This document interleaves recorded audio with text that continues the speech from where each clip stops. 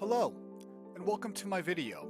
This is a simplified overview video that will explain the main real reasons of what caused the financial crisis of 2008. This video will describe the key events, who was actually behind it all, and the long-lasting impact that the crisis created. Hopefully this video will not only educate you, but help you identify future catalysts of coming recessions. So let's begin.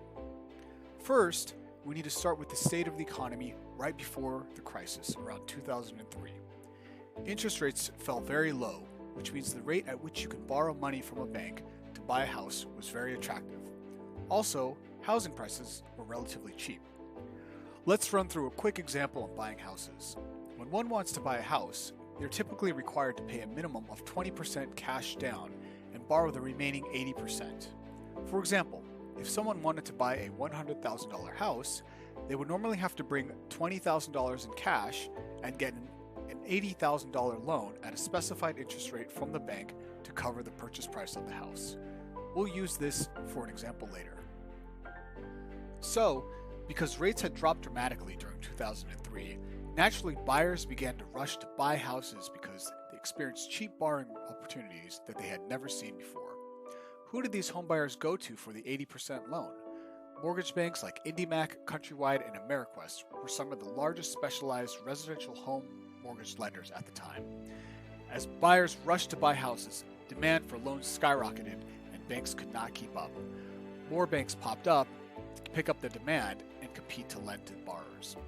Keep in mind that each time a loan officer at one of these banks made a loan to a borrower, he or she got paid a hefty commission. And the larger the loan, the larger the commission. This means the loan officer was incentivized to issue as many and as large of loans as possible. And this is the first instance of the problem that was the root cause of the financial crisis: imprudent greed. Imprudent greed is defined as intense selfish desire that has disregarded its effect on other people. It is excessive craving for personal gain that knows its actions cause harm but moves forward anyway. Here's how this played out. As mortgage companies continued to compete for the mass frenzy of borrowers, they dropped their credit standards. What that means is lenders started lending to borrowers with lower credit scores, which defined as subprime. Lenders started allowing borrowers to buy houses with no down payments, and lenders allowed people to lie on their applications for loans. That last one is hard to believe, but at the time, there was a large percentage of loans being underwritten with no proof of income, no job, or assets. Even a fun little acronym was developed for these awful loans: NINJA. So if mortgage banks are going to give out free money to borrow, naturally people are going to take it. By this time, it's 2006 and home prices are rising dramatically.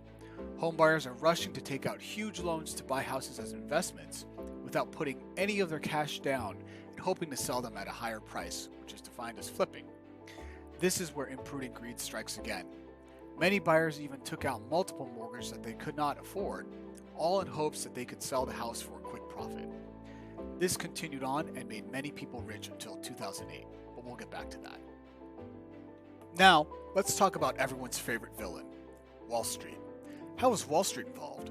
Wall Street played its part in the crisis by providing liquidity to the mortgage banks. What that means is, as a mortgage bank issued a loan, Wall Street would buy the loan and package them into bonds called mortgage-backed securities.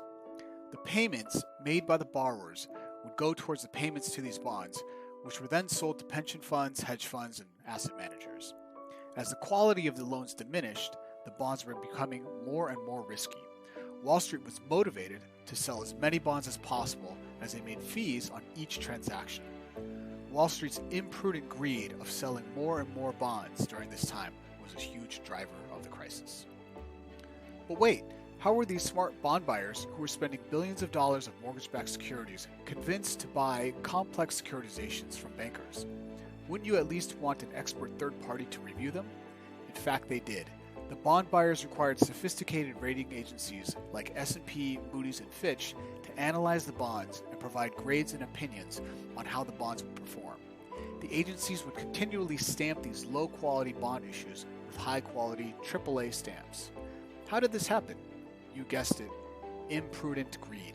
Every time a rating agency stamped a AAA rating on a bond, it would get paid a hefty sum. So you better believe that each rating agency was fighting to be hired to rate bonds. This meant even offering Wall Street banks to rate low-quality bonds a high-quality status when the bonds didn't actually deserve it. In the end, investors got left holding the bag.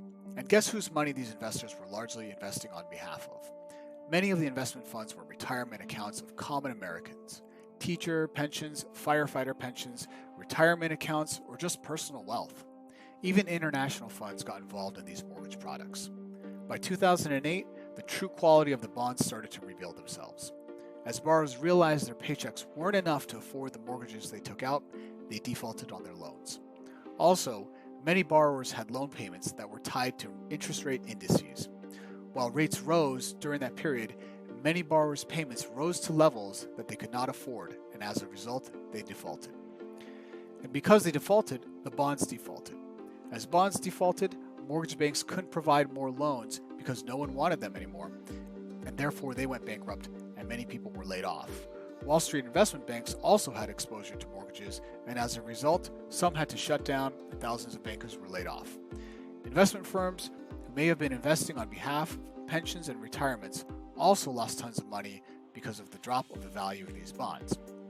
In the end, the effect of the crisis impacted everyone, as practically all Americans' wealth was hurt by this, even people who did not participate in the housing market during this time.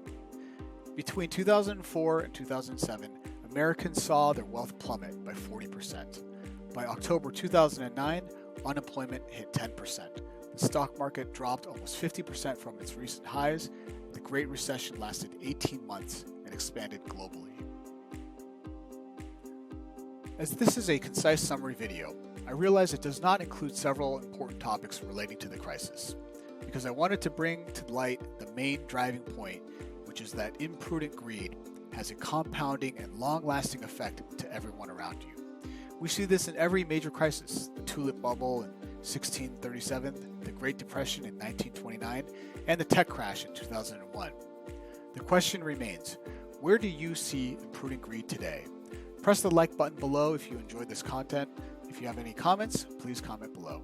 Thanks.